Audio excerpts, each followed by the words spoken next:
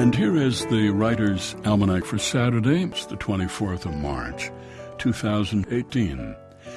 It was on this day, 1955, that Tennessee Williams's play Cat on a Hot Tin Roof opened at the Morosco Theater on Broadway. Williams was 44 years old. It got great reviews. The New York Times declared the play the quintessence of life.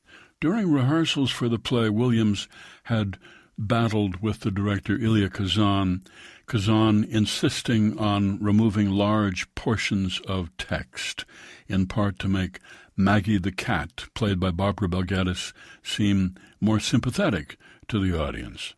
Williams did not agree with the casting of Bel Geddes or Burl Ives as Big Daddy, but despite it all, the play was enormously successful. The film came out in 1958, Elizabeth Taylor playing Maggie the cat. Williams hated that as well. And in a 1974 Broadway revival of Cat on a Hot Tin Roof, he managed to replace what Kazan had omitted, and critics felt the play, particularly the ending, was much richer for it. Late in his life, Tennessee Williams said this was the favorite of all his plays. It's the birthday of the explorer John Wesley Powell, born Mount Morris, New York, 1834, who, despite losing an arm in combat in the Civil War, explored the West and became the first white man ever to navigate the Grand Canyon Gorge. He also explored what are now Zion Canyonlands and Bryce National Park and Lake Powell and Lake Mead. And it's the birthday of Lawrence Ferlinghetti, the poet, born in Bronxville, New York, 1919, raised by French relatives. After his father died, his mother was committed to an asylum.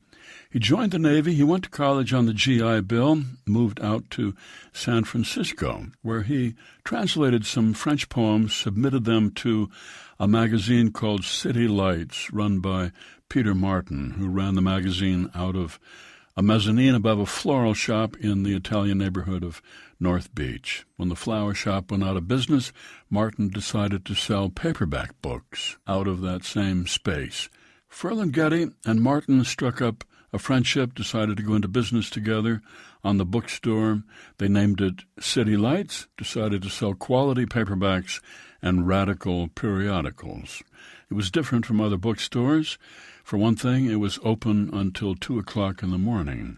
Out of that bookstore, Ferlinghetti began City Lights Publishers, published many of the beat writers. Though Ferlinghetti himself was very different from the beats. He said, "I was already married. I was living the quiet life. I ended up being the one that stayed home and kept the shop. I really became identified with the beats by publishing them." Here's a poem by Lawrence Ferlinghetti, number 2 from his collection, A Far Rockaway of the Heart. Driving a cardboard automobile without a license at the turn of the century, my father ran into my mother on a fun ride at Coney Island, having spied each other eating in a French boarding house nearby, and having decided right there and then that she was for him entirely. He followed her into the playland of that evening, where the headlong meeting of their ephemeral flesh on wheels hurtled them forever together. And I, now in the back seat of their eternity, reaching out to embrace them.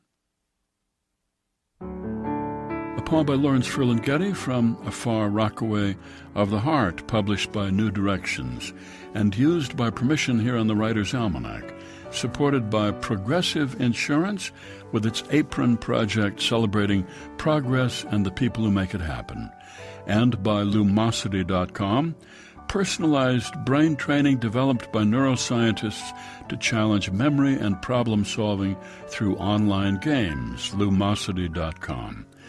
Produced by Joy Biles, assisted by Teresa Burgess. Be well, do good work, keep in touch.